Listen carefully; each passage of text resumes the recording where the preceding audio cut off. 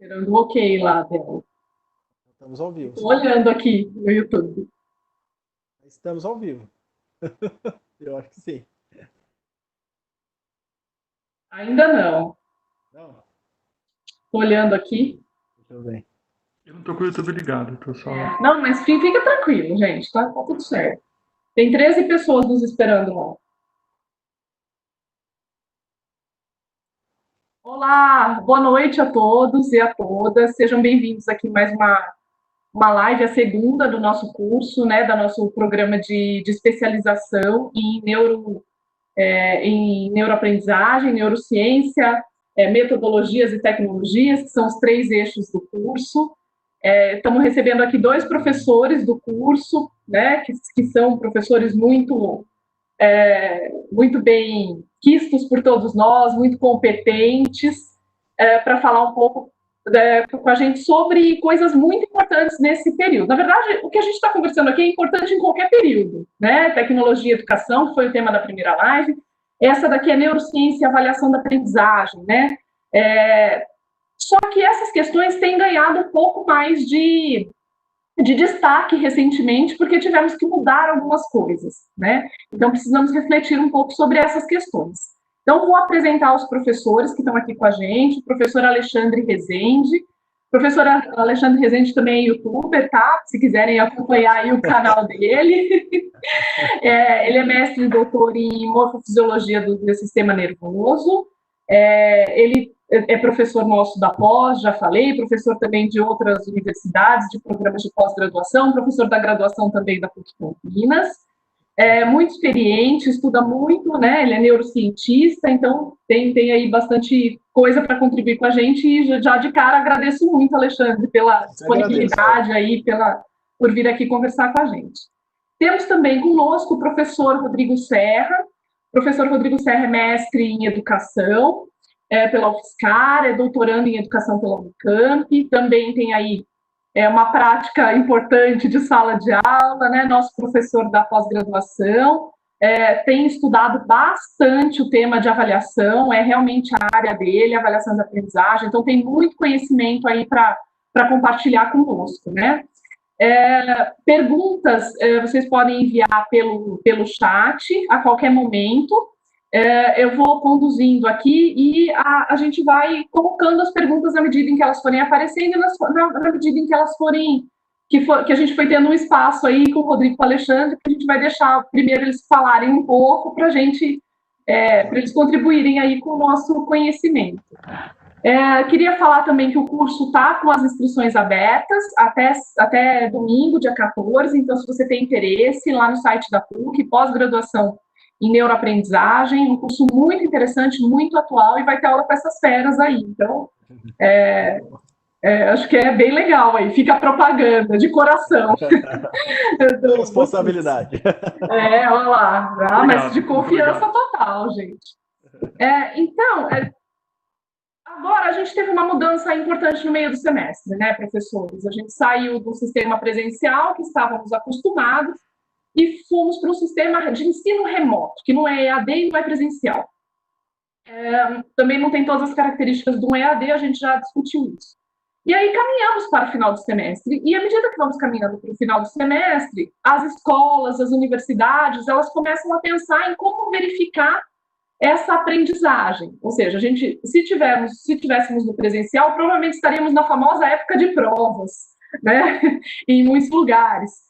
E aí, como que a gente faz agora, né? O que a gente precisa refletir sobre a avaliação, sobre o processo de avaliação, para conseguir enxergar nesse período quais seriam as maneiras mais adequadas de avaliar a aprendizagem dos nossos alunos. Então, vou pedir aí para o professor Rodrigo começar falando um pouco de maneira mais ampla sobre a avaliação. Por favor, professor Rodrigo. Obrigado, Camila. Boa noite. É um prazer muito grande estar aqui, né? Falando sobre esse tema, avaliação, neurociência, com uma profissional e professora tão competente que é você, né? Então, agradeço todo mundo que está presente. E eu queria ressaltar que o tema avaliação ele é importante não só agora, durante a pandemia, mas antes da pandemia e pós-pandemia, né? É um tema muito pouco discutido nas formações iniciais, né? Pouco de nós tivemos, nós poucos tivemos, assim, disciplinas na formação inicial que falava sobre avaliação. Então, e depois que a gente sai da sala de aula, da faculdade, vai fazer o que na sala de aula? Vai avaliar, né? E avaliar como, né? Às vezes a gente avalia como enquanto a gente era aluno, né? Muito do que a gente faz enquanto professor reproduz quando a gente era aluno. Isso é muito complicado, e a ideia de medida em avaliação também é muito forte. E culturalmente, a nota tem um peso muito forte. Mas será que a avaliação é isso? Né? Eu acho que a gente poderia falar um pouquinho no sentido da avaliação como indício, né? O que são indícios? Indícios são coisas pequenas que revelam coisas grandes. Então, todo e qualquer processo avaliativo, ele te dá um feedback, né, para o professor de como aquela turma está indo, ou se o que você planejou em termos de planejamento, né, o que você pensou no planejamento está indo, ela é um norte do planejamento, está indo ok. Então, o que muito acontece é confundir instrumentos avaliativos com avaliação. Esse é um primeiro ponto importante. Instrumentos avaliativos não é avaliação, né? E também confunde muito avaliação com exame. O exame, na linha do Cipriano Lucchesi, né, e vários autores defendem isso, ele é classificatório, ele é excludente, né? Então, você tem que fazer uma prova, você faz uma prova lá, que tem 90 questões, e se acerta 89, e você tinha que acertar, ou melhor, você tinha 90 questões, você tinha que acertar 88, você acerta 87, pronto, está fora. Então, ela não considera tudo o que foi feito, né? Os processos de ensino e aprendizagem. E outra coisa importante de avaliação é que ela não é um fim, ela não pode ser um fim, ela é um meio que instrumenta a ação pedagógica. Né? Então, a gente não tem que tirar esse conceito, né, desmistificar esse conceito de que a avaliação ela é um fim, ó, sua nota é S, pronto. Nossos alunos não são notas ambulantes, eles são seres bio, psico e sociais. Por isso, a conexão com a neurociência. Não é? Então, assim, a grande função da avaliação qual que é? É promover a aprendizagem. Se ela não tem essa função, se ela não tem essa intenção, acabou. Não tem sentido ter avaliação. Prova por prova, nota por nota, né? Então, é isso que a gente tem que pensar em termos de avaliação. Que ela dá indícios, que ela é um meio, não é um fim, e que ela tem que nortear aí o processo de ensino-aprendizagem, não é? Tem um pesquisador muito famoso, chamado Polanyi, que ele trabalhou com o conhecimento tácito, né? Aquele conhecimento que está no fundo, como se fosse a imagem de um iceberg, aquele conhecimento que está no fundo. E ele disse assim uma frase muito importante, que é a seguinte, que muito de nós sabemos muito mais do que conseguimos expressar. Então, não é para demonizar as provas, mas também só a prova é muito pouco. Então, antes da pandemia, durante a pandemia e pós-pandemia, há um grito, uma necessidade de se variar os instrumentos avaliativos para dar chance que esse conhecimento tácito venha à tona, não é? Então, assim, e falando em conhecimento, é muito comum, né, pensar no conhecimento encadeado, aquele conhecimento cartesiano. Mas muitos autores defendem o conhecimento como uma rede, né? E a grande característica dessa rede é não ter um centro, né? Ela é assêntrica. Então, é como se fosse uma teia neuronal, professor Alexandre, né? Uma teia de neurônios. E esses nós são significados e ressignificados pelas interações que o professor tem ou não com o aluno, né? Então, assim, aí a gente entra no campo de uma avaliação chamada informal, né? Que é toda e qualquer interação professor-aluno que promove ou não aprendizagem. Então, conhecimento é uma coisa, né? Vamos pensar então nessa linha do conhecimento como uma rede. Informação é outra. Informação, ela é efêmera, ela é rápida. E aí eu pergunto, será que nas provas, né, nós não estamos cobrando só informação? Uma pergunta, uma reflexão, tá? Então, devido a um currículo muito extenso e pouco profundo, eu tenho que correr, né, da matéria. Então, o que eu faço? Eu pergunto e o aluno responde. Isso é muito reducionista, não dá chance desse conhecimento que está tácito vir à tona. Então, deixar bem claro que uma coisa é informação e outra coisa é conhecimento. O conhecimento não dá para medir, falar assim, eu vou medir o quanto você conhece, né? O conhecimento se constitui ao longo do processo. E os instrumentos avaliativos, eles vão ter que dar indícios, né? E, assim, mensurar as aprendizagens durante esse processo de constituição do conhecimento, não é? Então, eu queria deixar bem claro aqui a diferença entre informação, conhecimento, né, memória e inteligências, né? Até 1983, ali 1980, acreditava-se, né, que quem era muito inteligente, vocês já devem ter ouvido falar isso, era aquele que tinha uma memória muito privilegiada, né? Aquele que falava, nossa, eu sei a tabela periódica de cabeça, Eu sei a tabuada. Tá, para quê que você sabe? Por quê? Tem que ter uma intenção. Todo o processo educacional, né, educativo, tem uma intencionalidade. Então, uma coisa é memória, outra coisa é conhecimento, outra informação e as inteligências. E eu, em 83, a partir de 83 ali, o Gardner, né, o Howard Gardner, publicou a ideia das inteligências múltiplas, né, que é a inteligência lógica espacial, a intrapessoal e a interpessoal, a matemática, a lógica matemática, né? Enfim, tem uma outra agora naturalística, são várias inteligências. Então a pessoa não tem uma inteligência só, não é? Segundo a teoria de Gardner, amplamente difundida no mundo. Se não existe, se existem vários tipos de inteligência, compete a nós educadores pensarmos um pouquinho nos instrumentos avaliativos que dê vazão para essas inteligências. Porque lembre, todo mundo é inteligente e todo mundo é deficiente num ponto. Então precisamos equilibrar esse espectro. Pensando na memória, né, em relação ao feedback, nós consideramos o ser biopsicossocial. E aí é a ponte com a neurociência. Então, eu queria pedir para o professor Alexandre comentar um pouquinho dessa parte. Muito bem, muito bem. Primeiramente, eu gostaria de agradecer a Camila pelo convite. É um prazer estar aqui, ainda mais com o meu grande amigo Rodrigo. Estamos sempre nessa batalha, né, de lutar por uma educação melhor, poder trazer um conhecimento maior para as pessoas, para poder melhorar a qualidade, né, da educação como um todo. A gente escuta o tempo todo, a educação está ruim, os processos assim estão errados e tal, mas temos que movimentar e fazer nossa parte. O que o professor Rodrigo mostrou muito bem, né, até agora é justamente como ele é um ser biopsicossocial, né, o aluno ele traz consigo muitas histórias que foram criadas desde que ele nasceu. Então, o aluno, esse aluno que chega para a gente em sala de aula, né, não existe você achar que tem uma sala de aula que é homogênea, toda sala de aula é heterogênea, por isso a questão de se pensar nas múltiplas inteligências, portanto, todo aluno, ele sentou naquela carteira e olhou para a gente, né, não importa, agora eu posso falar assim, esse aluno sentou na frente do computador e olhou para a gente, né, posso pensar dessa forma agora, ele traz consigo a história das experiências sensoriais que ele construiu durante a vida toda. Desde que ele nasceu, todos os sistemas sensoriais, visuais, né, o sistema visual, auditivo, o tátil, olfativo, gustativo, todos esses sistemas sensoriais construíram as experiências que ele traz. E quando a gente não respeita isso, fica complicado, porque aí você reduz, né, o processo avaliativo, eles são reduzidos de uma forma que você não consegue realmente avaliar verdadeiramente o que aquele aluno está trazendo para mim. Um exemplo muito, acho que pertinente nesse momento, né, dentro da neurociência, é justamente a gente falar de memória de trabalho, né, ou a memória executiva. A memória de trabalho é uma memória que se localiza nesta região frontal, tá? Essa memória de trabalho é extremamente necessária para integrar as novas informações que recebemos todos os dias, senão não tem como entender nada. E essa memória ela precisa ser constantemente resgatada e integrada nas novas informações que recebemos. O exemplo clássico em sala de aula é justamente quando o professor está explicando um assunto e ele usa palavras muito rebuscadas, o aluno geralmente vai levantar a mão e vai falar, professor, eu não entendi. A palavra rebuscada. Vamos pegar um exemplo na minha área. A minha área de formação básica é a área da biologia, ciências biológicas, formado pela PUC Campinas em ciências biológicas.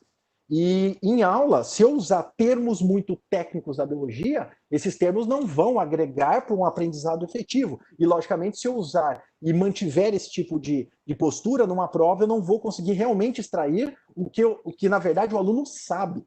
Exemplo clássico. Se eu chegar, eu já fiz esse exemplo que eu vou dar agora, eu já fiz até em palestras em turmas da biologia. Né, dos alunos da própria o curso de Ciências Biológicas da PUC, eu estava fazendo uma palestra, e o pessoal do PIBID, né, que estava assistindo, eu fiz exatamente essa pergunta para alunos que estão fazendo biologia e que já tiveram esse assunto, e mesmo assim deu problema. Então imagina para uma pessoa que não sabe. Qual é o exemplo? Se eu chegar para o aluno e falar assim, pessoal, hoje vamos falar das crasuláceas, e falo crasulácea para cá, crasulácea para lá, e não explico o que é crasulácea, eu estou causando um desconforto mental nesse aluno, porque a palavra crasulácea não consegue integrar com nada que ele tem. Eu poderia muito bem poupar esse aluno usando a palavra cacto, que todo mundo provavelmente vai saber. Né? E mostrar a imagem cacto, falar de cactos, em vez de usar o termo mais eu posso incrementar nesse aluno o termo mais complexo, mas usando os arquivos que ele tem. Quantas vezes já passamos isso em sala de aula, falando aí de memória de trabalho, o professor explicando, ele vai concluir um assunto e ele diz assim, então, classe, concluindo, isso acontece por causa disso, disso e disso. E o aluno levanta a mão, né, pelos termos que ele usou, pelas construções que ele usou, ele vem e automaticamente ele levanta a mão e fala, professor, eu não entendi. E aí o professor responde assim para o aluno, isso acontece por causa disso, disso e disso. Ele confundiu não entender com surdez. Né? Então, na verdade, o aluno ele perguntou outra coisa. Ele não disse assim, professor, eu não escutei. Ele disse, eu não entendi. E aí ele fala para o professor, foi boa essa explicação, mas eu acho que eu não entendi ainda. E aí o professor percebe toda a dificuldade desse aluno e usando toda a sua tática pedagógica, as suas estratégias didáticas, ele fala para o aluno, isso acontece por causa disso, disso e disso, entendeu? E joga para ele a bomba e justamente é o momento que trava. O aluno vai olhar e aí aquilo automaticamente vai até prejudicá-lo no momento avaliativo, porque ele não foi respondido. A pergunta que ele fez para o professor foi justamente essa. Professor, do jeito que o senhor construiu o seu raciocínio final, eu não entendi, eu não tenho memória de trabalhos para conseguir integrar. Fala diferente, fala com palavras mais fáceis para eu poder usar essas palavras para poder integrar isso que é mais complicado. Tivemos, com certeza, todos aqui tiveram professores que explicaram brilhantemente um assunto e naquele momento do meio de explicação você pôs a mão assim do lado e falou, meu Deus do céu, eu falo português, eu sou fluente em português. Ele está falando português que eu sei, mas eu não estou entendendo nada que ele está falando. Isso é uma coisa muito natural. Isso imagina o reflexo que isso dá dentro de um processo avaliativo. E, logicamente, um instrumento que vai ser utilizado, um dos instrumentos avaliativos que você vai utilizar, ele vai justamente, se ele não for corretamente utilizado, ele vai até prejudicar o aluno nesse sentido. Se o que é perguntado, se é construído, se o professor nunca se ligar de que a forma como ensina e como a turma capta a informação é importante, ele pode estar cometendo um assassinato educacional com esses alunos, com a prova, e fazendo com que a prova seja sempre aquele instrumento temido, aquele instrumento que gera medo, aquele instrumento que altera toda a emoção, aquele instrumento que fala assim, ó, se vocês não prestarem atenção, você vai ver na prova. E aí isso se torna um processo sem relevância, sem nenhum contexto. E por isso que temos, né, como o próprio professor Rodrigo disse, o sistema ele é avaliativo, o sistema é classificatório. O sistema que nós estamos inseridos, muitas vezes eu escuto professores, colegas, vocês estão falando aí de avaliação e tal, mas sabe que não é assim. Sabe que eu vou ter que ter uma nota, o aluno vai ter que ter uma nota para passar. O aluno fala, eu preciso ter aquela média para passar. Exatamente. O sistema é construído para isso. Nós vivemos assim, quem está em ensino básico sabe. Quando você está lá todo aquele sistema trabalhando como professor, você está lá e você tem a semana de prova, tem a semana da recuperação, tem a semana de entrega do boletim, tem o dia mundial da prova. É uma coisa impressionante como que a prova ela é exaltada e a nota se torna, então, um objetivo primordial, e aí que surge o termo que eu gosto de utilizar, que é o aluno fazedor de prova. Nós temos os processos avaliativos, se não forem repensados, se nós não pensarmos de uma forma mais ampla, onde possamos avaliar de muitas formas diferentes, essa oportunidade online está dando essas possibilidades de podermos utilizar outras ferramentas para poder avaliar esse aluno, nós vamos manter essa cultura do aluno fazedor de prova, é o aluno que busca nota. Ele estuda para nota, ele usa uma memória que é um nome que dá na neurociência chamada memória de curto prazo. A memória de curto prazo é uma memória que ela é construída para durar, em média, 6 horas. Pode ser um pouquinho a mais, um pouquinho a menos, mas em média 6 horas. Por isso que o aluno fazedor de prova é aquele que acorda 3 horas da manhã, a prova dele é às 8 ou às 7, e ele estuda que nem um louco até antes da prova, porque ele vai tentar usar justamente quando você olha dentro da área cerebral, as áreas receptoras cerebrais, que são classificadas, que chamamos áreas corticais de Luria, as áreas receptoras de Luria. Nós temos a área primária, secundária e terciária. A área primária é aquela que pega a informação bruta, a secundária fala o que é, pega a parte pontual, e a terciária integra. A terciária que é a profundidade, a complexidade. Só que um aluno fazedor de prova, que usa só memória de curto prazo, ele só trabalha com as 2 primeiras áreas de Luria. Aquela que diz o que é, e a segunda fala é isso. O que é? É isso. O que é? É isso. E aí, se nós não pensarmos nisso, não tivermos consciência disso, nós podemos fazer instrumentos avaliativos, uma prova que pode beneficiar esse aluno fazedor de prova. Qual é essa prova? O que é isso? Defina isso. Cite isso. O aluno fazedor de prova, ele decorou, ele sabe. Tanto que quando ele entra na sala de aula, quando ele passou, ele estudou das 3 horas da manhã até antes da prova, ele entra duro na sala de aula. Quando você fala bom dia para ele, ele fala, não fala comigo, eu estou concentrado. Né? Ele não está concentrado, ele tá desesperado, porque ele sabe que ele vai esquecer a qualquer momento aquilo. O aluno fazedor de prova, ele terminou a prova, ele praticamente deleta a maioria das informações que estão na mente dele. Você viu que eu disse informações. Eu não falei conhecimento, eu disse informações que estão ali latentes, prontas para serem perdidas. Correto? Alexandre, pois não. Desculpa atrapalhar, acho que é pertinente falar. Tem pesquisas que foi feita pela professora Cami, que diz o seguinte: 95% das notas que os alunos tiram nas provas são para passar nos exames e depois eles esquecem tudo.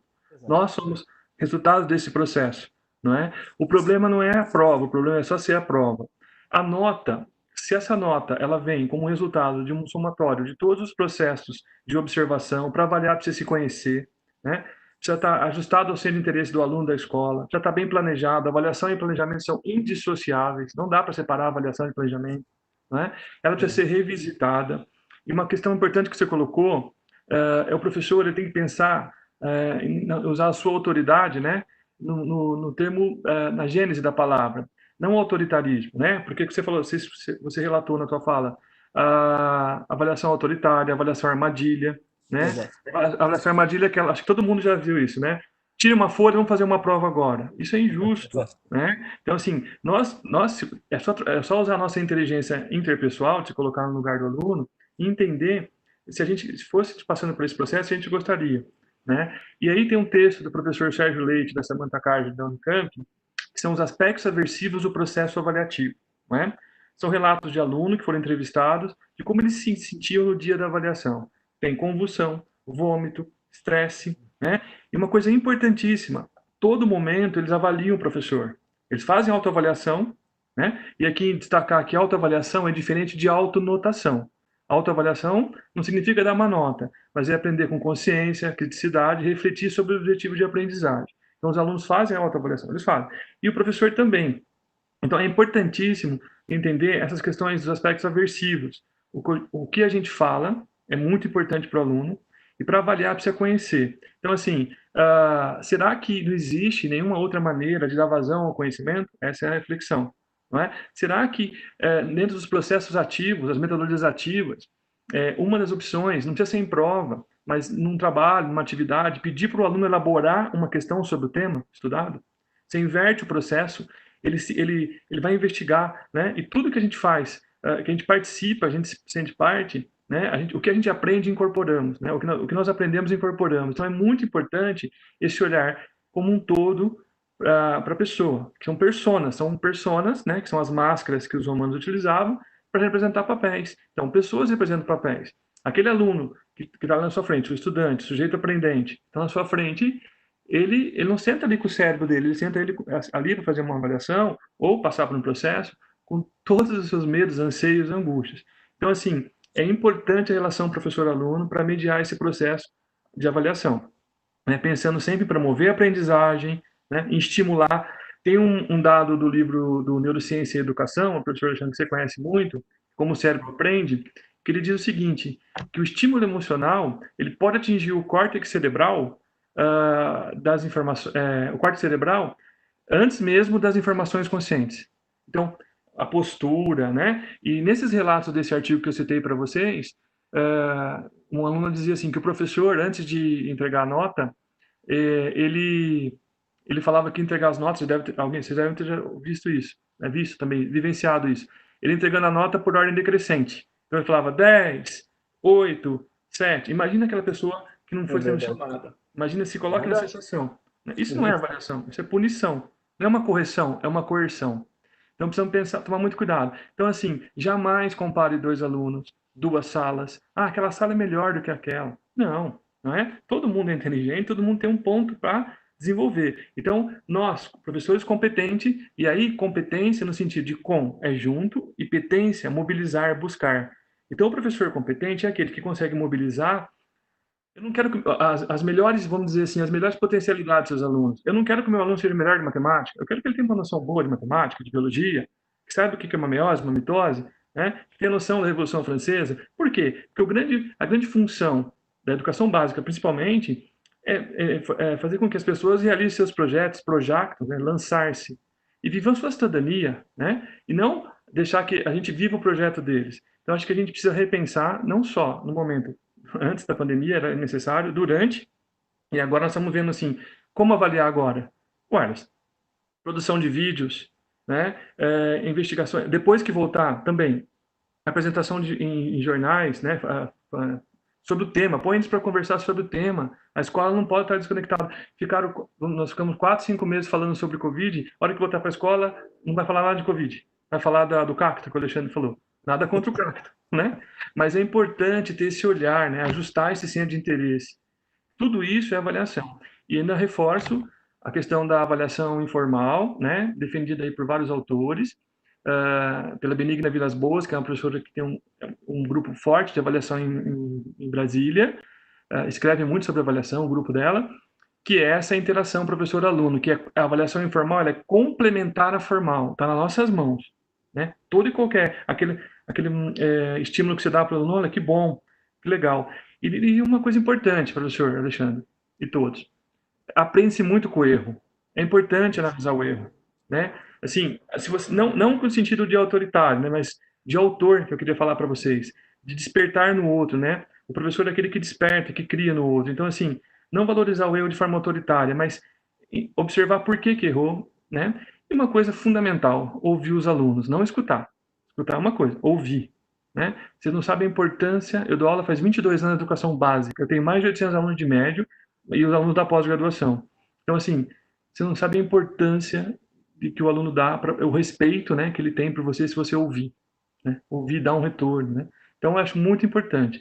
E a palavra respeito, só para passar para o Alexandre, res, né? Olhar para trás, res, spectrum, né? É olhar para trás. Então, quando esse aluno olha para trás, no retrovisor ali, e vê que foi feita uma trajetória, nossa, o professor se importou comigo, né? Eu não sou uma nota para ele, eu sou um ser biopsicossocial, ele vai te respeitar. Então, a avaliação tem, assim, reflexo direto também na disciplina, na relação professor-aluno. Com certeza, Rodrigo, você falou muito bem. Eu quero pegar um gancho para falar de um tema que você é um professor de matemática brilhante, que todas as vezes que eu recebo ex-alunos seus, você faz um trabalho que é o trabalho que, graças a Deus, vai contra o que a gente vê. Tenho certeza que tem pessoas aqui nesse exato momento que têm pavor de matemática. Eu não gosto nem de ouvir matemática. E as pessoas sabem que nós nascemos sabendo matemática. Nós já temos circuitos inatos que nos capacita a termos as aptidões matemáticas. Não tem como viver sem a matemática. A matemática faz parte da vida para sempre. Nunca eu vou fazer outra disciplina, eu vou fazer filosofia para não ter matemática. Vai ter uma disciplina lá chamada lógica, você vai ver que é bom para tosse. Tá? Então, se você começar para você ficar pensando nessas coisas. Então, primeiro ponto, o aluno vem, às vezes, com pavor de matemática. Aí o Rodrigo disse, olhar para o aluno, né, gerar respeito. Engraçado, né? Chega uma pessoa que sempre foi o discurso da pessoa eu odeio matemática, eu odeio matemática, eu odeio matemática, eu odeio matemática, eu odeio matemática. Isso aqui, a gente nunca pergunta por que odeia matemática. Então, todas as provas, eu sempre fui muito mal em matemática, as avaliações eram horríveis, eu não entendia direito e tudo mais. Aí ela chega, encontra um professor que olha diferente, tem um jeito diferente, muitas vezes isso acontece, né? Eu falo infelizmente, porque poderia acontecer isso antes, num cursinho pré-vestibular.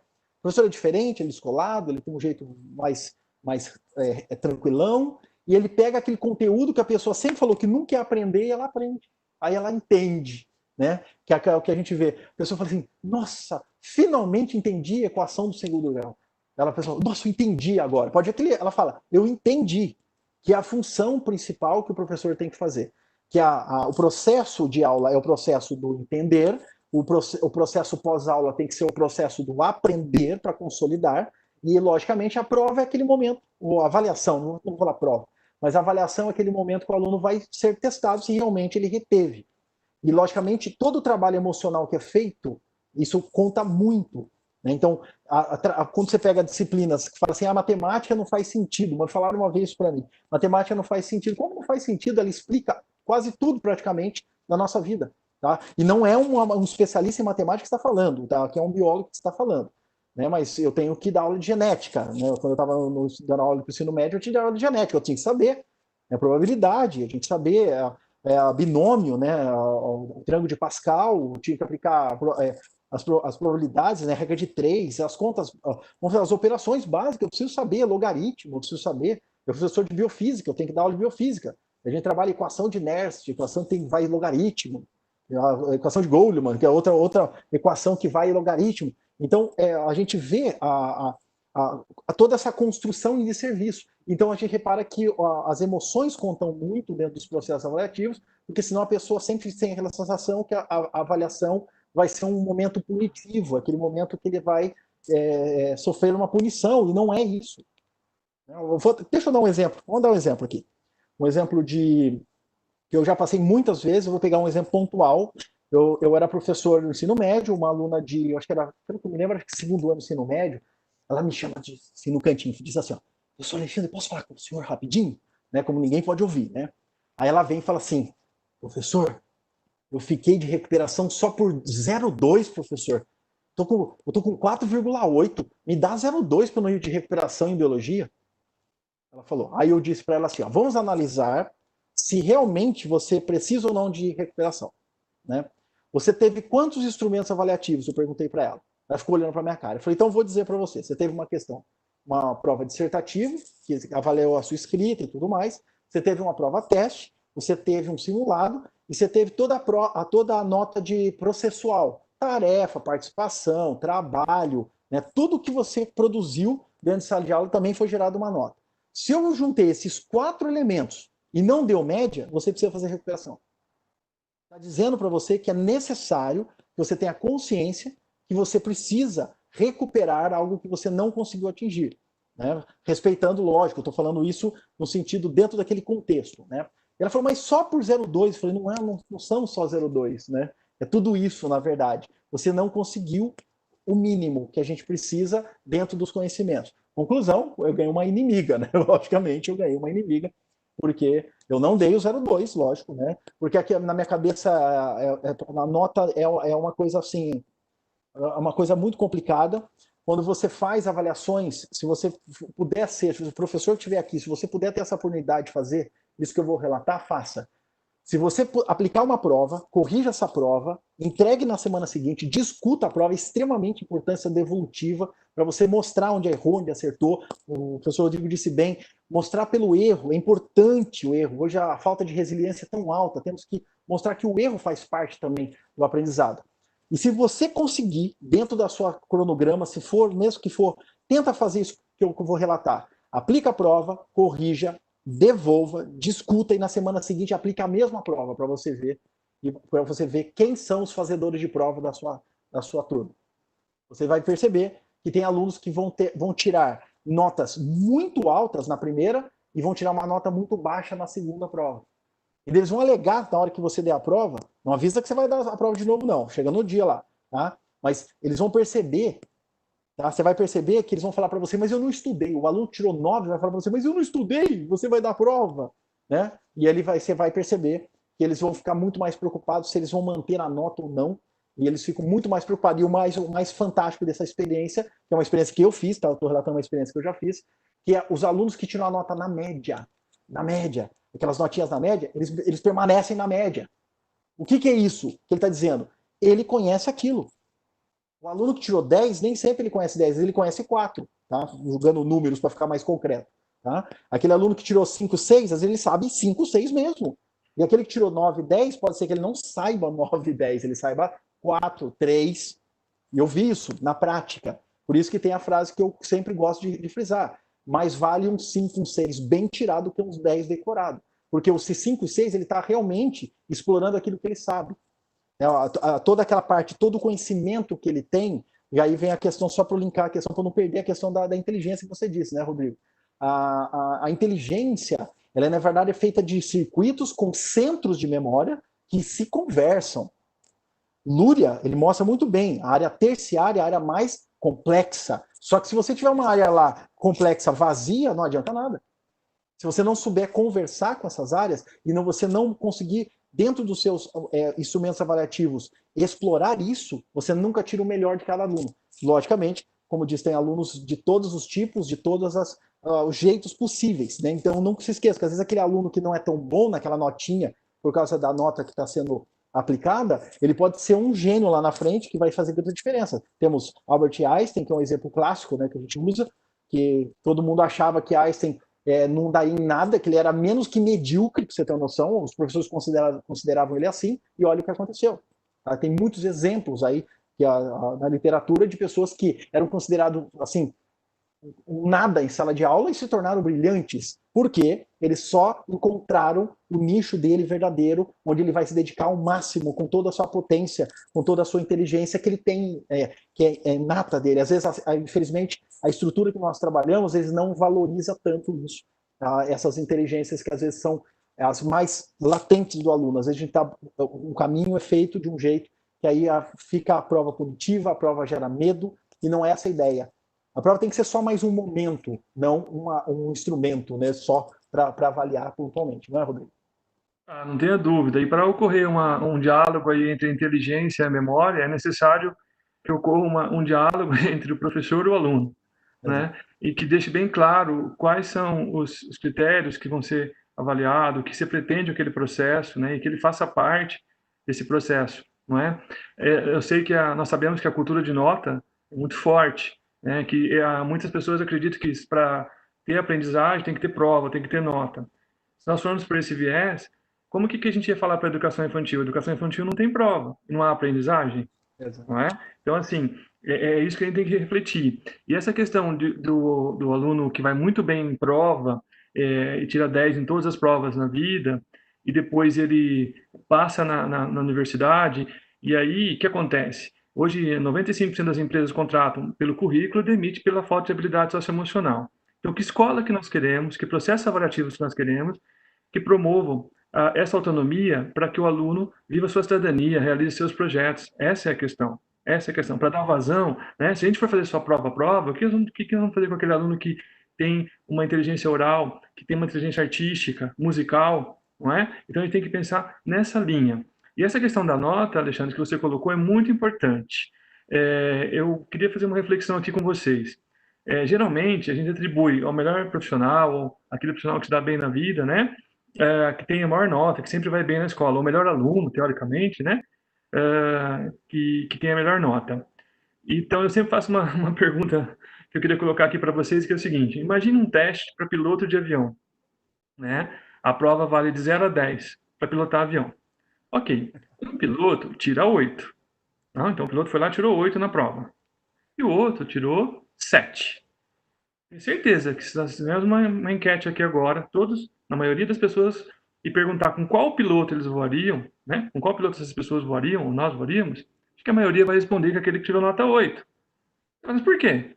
Porque ele tem maior nota, teoricamente ele é o melhor. Essa cultura, eu sei que é difícil para nós educadores, a cultura da nota, mas a gente já teve mudança, né? Essa cultura de que o que tem melhor nota é o melhor profissional, não necessariamente é verdade.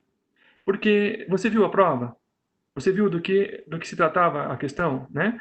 Você viu quais foram as perguntas que foram feitas ali? Se aquela pergunta, qual a relevância daquelas perguntas para aquela função? Qual é a intencionalidade daquele processo avaliativo? Então, eu vou dar uma informação para vocês que eu acho que vocês vão voar com o piloto 7. O piloto que tirou nota 8, ele errou duas questões, de pousar e decolar o avião. E o que tirou 7, não. Errou uma coisinha ali, outra aqui, que não derruba o avião. Entende? Então eu gosto de dar esse exemplo para mostrar que o aluno que vai, por exemplo, se a gente for pensar só no instrumento nota, não pensar em portfólio, em processofólio, porque portfólio teoricamente seria as melhores apresentações, o processofólio, que é de Gardner, uma expressão de Gardner, ela pega todo o crescimento do aluno, né? Pensar na produção de vídeo, na oralidade, na observação, né, que o professor tem, o segundo olhar do professor, né? Se a gente pensar num aluno que foi do 4, né, para o 6, é uma grande evolução. uma grande evolução, né? Então, meus alunos, né, em matemática, que eu acho que depende de qual matemática estamos falando, porque matemática ou qualquer outra disciplina é muito importante a linguagem. Então, às vezes eu tinha um aluno que tirava 4 numa prova, né? E eu chegava para ele e falava: você para mim não é uma nota, eu confio em você. Confio com, né? Fiança, ter fé junto. Eu tenho fé, ele sente. E eu olho no olho dele. Na outra nota, na outra prova, ele ia para 5, 6. Esse é o crescimento, esse é o processo eufórico, né? E você vai destacando. Isso também é avaliação informal, não é? Muito se fala da avaliação diagnóstica também, né? Não, o diagnóstico tem que ser feito no começo do ano, não necessariamente. Você pode fazer diagnóstica a qualquer momento, não é? Então, eu queria destacar um pouquinho da questão do feedback, Alexandre, também, porque eu comparo sempre, eu dou sempre um exemplo. Imagine que você vai ao médico e o médico pede os exames para você, né? Você vai lá, faz os exames. Aí, a hora que você volta para receber o resultado, ele não fala nada para você. Ele olha para os exames e balança a cabeça assim, né? Você morreu, você já morreu. Vamos fazer analogamente, isso são relatos de alunos. Aquele professor, na hora de entregar a prova, de dar o feedback para o aluno, ele não fala nada, ele só balança a cabeça. Você matou o seu aluno. Você acabou com toda a perspectiva que ele tinha, porque você representa muito para ele, não é? Então, assim, é muito importante a presença do professor, porque a presença, a fala, a postura, porque impacta diretamente nas emoções, na questão da autoestima e do mecanismo de autoeficácia defendido por Bandura aí, né? Que é essa questão de, por exemplo, o que vai cair na prova? Tudo. Legal, hein? Tudo. Então, são metas inalcançáveis, né? Não existe tudo.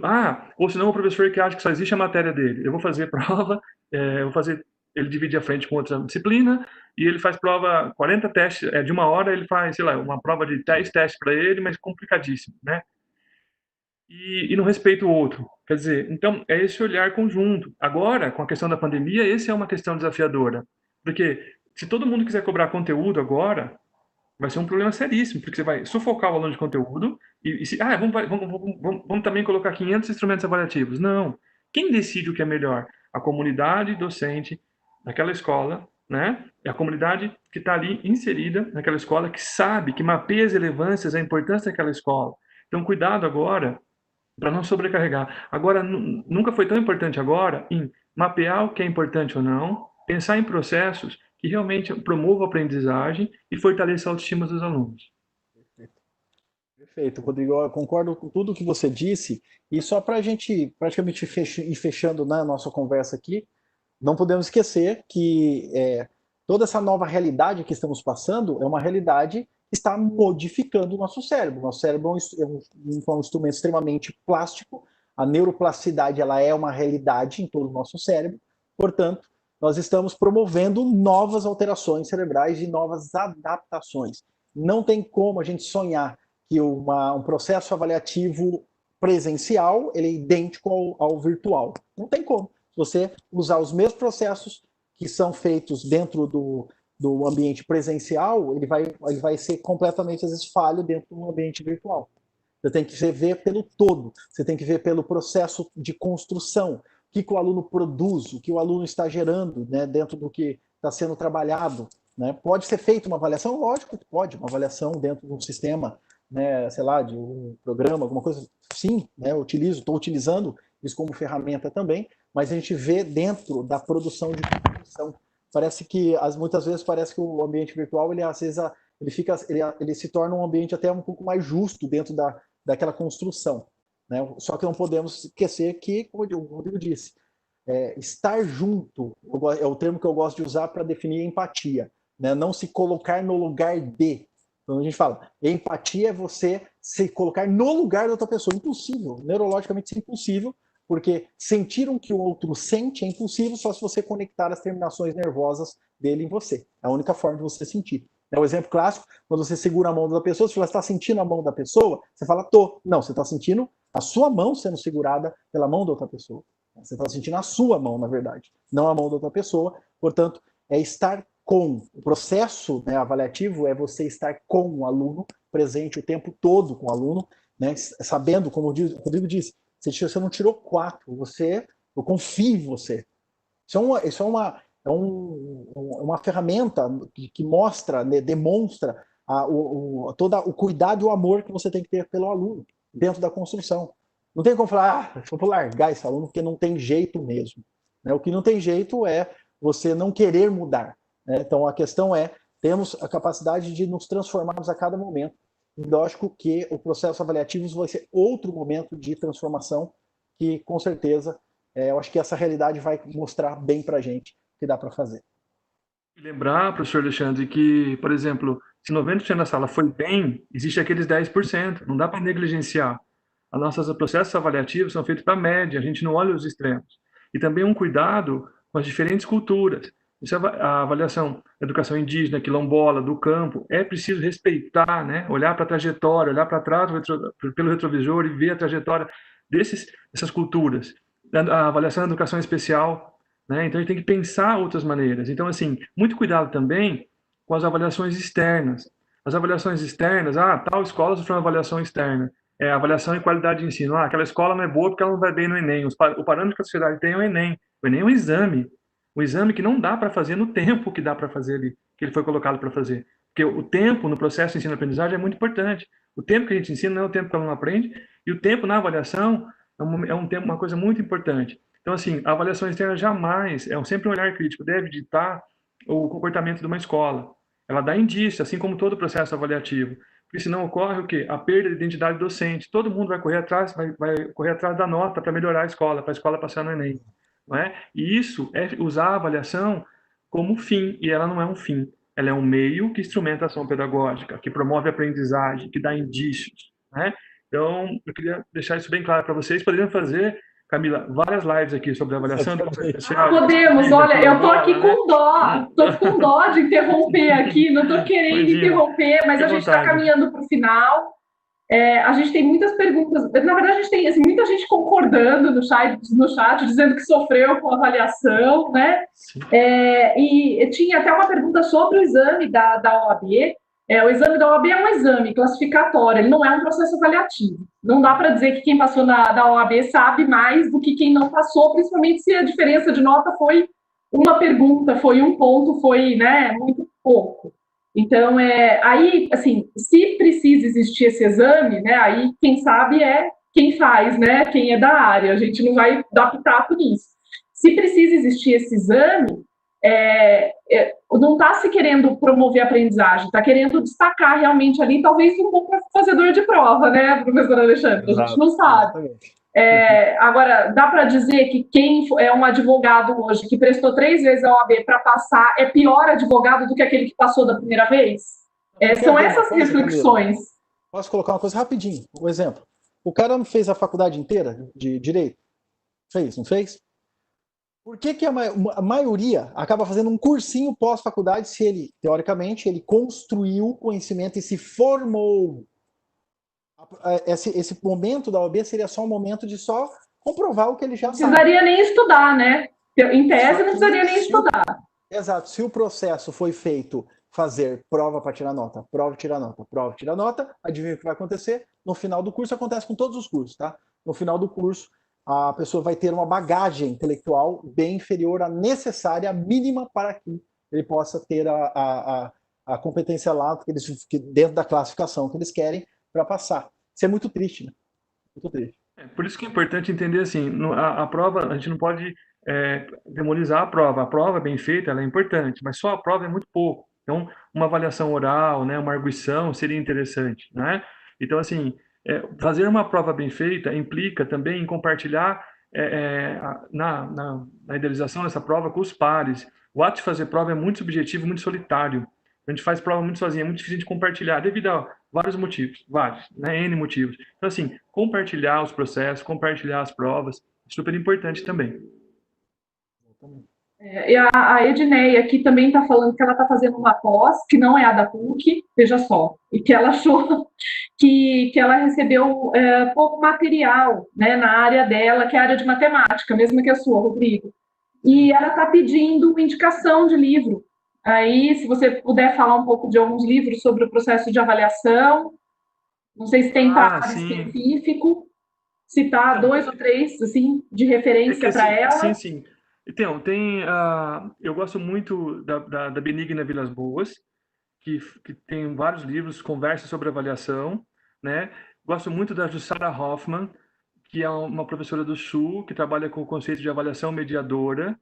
Ah, tem,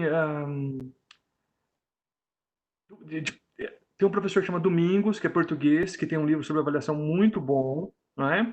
Mas pode também deixar o nosso e-mail, alguma coisa, aí eu posso indicar mais livros também, Camila, se precisar.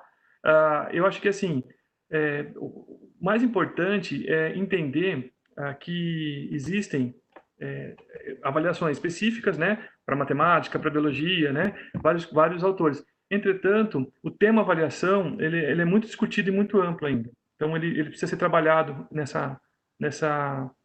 ainda muito nesse esse tema, né? Então, acho que, especificamente a matemática, tem alguns livros na avaliação da educação matemática, mas eu acho importante começar a ter essa ideia geral de avaliação, que aí acaba convergindo para a educação matemática, assim.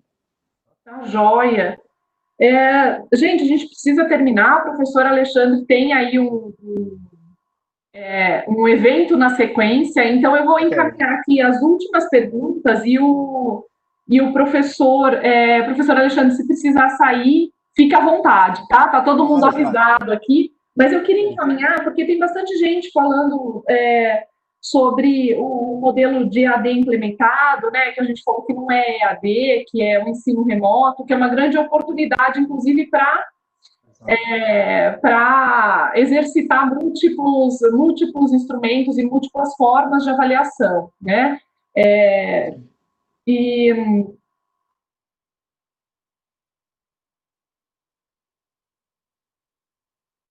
Acho que caiu. Deu uma travadinha. Você consultou? Tá voltando. Aí.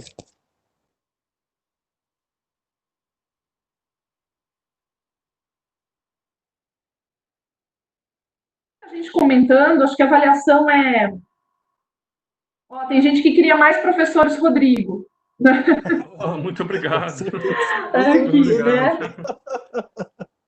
Com certeza. Super legal, né? Precisaríamos mesmo. Tem gente também falando que foi aluno da PUC na década de 90 e sofreu bastante com a avaliação.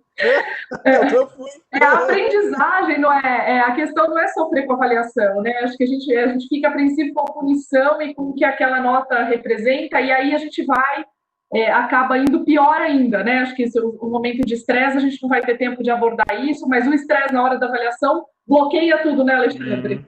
Sim. Então, não, bloqueia, e a pessoa fica com aquele estigma, né, Camila? Ele acha que ela é uma nota 4, 5 o resto da vida. Né? Isso gera o resto da vida, mexe no mecanismo de autoeficácia e de autoestima mesmo da pessoa como um todo, né? Trauma, né? Gera um trauma. Trauma mesmo. E para isso reverter, é possível reverter, mas dá trabalho, porque às vezes é um trauma de, às vezes, 20 anos construído. São reforços negativos durante 20 anos, que para depois reverter dá um trabalho, mas é reversível. Não se esqueça que o nosso cérebro ele consegue reverter quadros terríveis, né, de acordo com o trabalho feito com profissionais, e logicamente, né, dá para se reverter e tornar o processo completamente diferente, a visão, né, como feito, né, ressignificar aquilo que é o nome que se dá. Né? Sim. E lembrando que o cérebro está sempre aprendendo, né? Eu vou aproveitar aqui para me despedir também, então. Eu vou para, como eu disse, eu vou para um outro evento agora e eu queria agradecer imensamente de ter participado, espero ter contribuído para a nossa discussão e vamos aí, quem sabe em umas próximas oportunidades a gente trabalha mais ainda aqui nessa temática fantástica, tá bom? Grande abraço aí a todos. Um abraço, Bom evento, Alexandre, a gente que agradece aí as contribuições. Valeu. Teremos que marcar mais vezes para continuar o assunto. Grande abraço. Tchau, Alexandre. Grande abraço, Alexandre.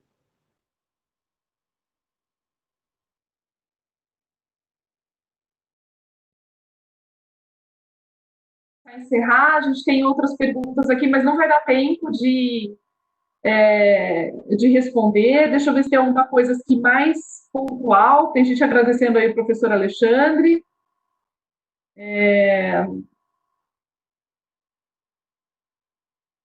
A Edneia falou que fez ADM na PUC, finalizou em 2012. Foi minha aluna, Edneia. Eu brinquei com você, ainda bem que você foi minha aluna, você já me conhece.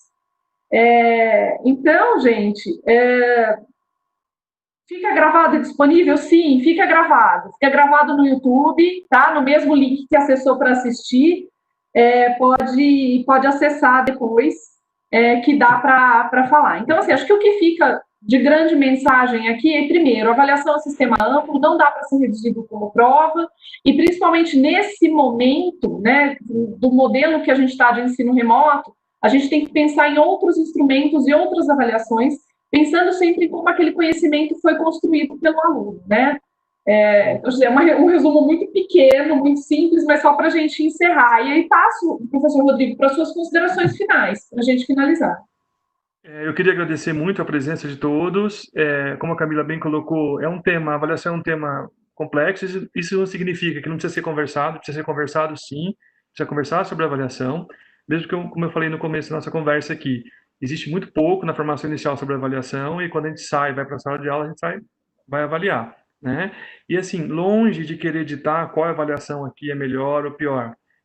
O que a gente está tentando propor é uma discussão, uma conversa, uma reflexão para que se tenha um outro olhar. Que olhar? Considerar o indivíduo biopsicossocial, né? É isso que tem que ficar na mente. Nossos alunos não são nota ambulante, são personas que querem realizar projetos, viver a sua cidadania, e não pode ser, assim, vítimas de uma classificação por uma nota. Então, mas eu quero ver você fazer isso numa sala de 50 alunos. Eu tenho sala de 50 alunos, eu consigo trabalhar em grupos, eu consigo inverter o processo, fazer com que eles signifiquem e ressignifiquem o conhecimento, não é? Então, assim, fundamental, porque eu vivencio isso, sou professor também, estou na prática, estou lá na sala de aula, né? Eu vivencio isso, tá? Não estou falando que sou perfeito, comete erro em avaliação, não existe avaliação perfeita, errou, revisita a avaliação, não deixar de planejar é muito importante, né? Planejar e fazer o plano, e aí vai deixar um espaço também para flexibilizar, porque acontece coisas como aconteceram agora, como o Covid, e se não há espaço no planejamento e nem nos processos avaliativos para discutir, a escola fica distante da sociedade. Fica aquela escola chata,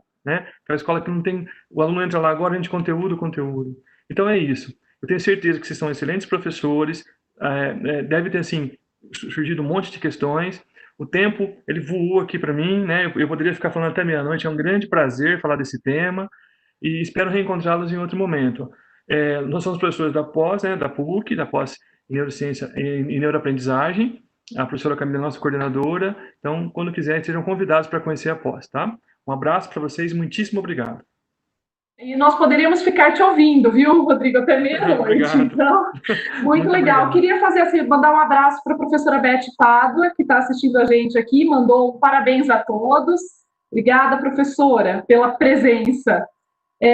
A Raquel, a Paula, os nossos alunos aqui que estão nossos alunos da pós em neuroaprendizagem, que estão aqui também alunos, contribuindo no chat. Obrigada pela presença de todos. Muito obrigada, Rodrigo, pela oportunidade de vir discutir aqui esse tema tão importante que é educação, né? Tem gente pedindo para a gente que a gente começou o assunto, a gente vai precisar marcar outras vezes.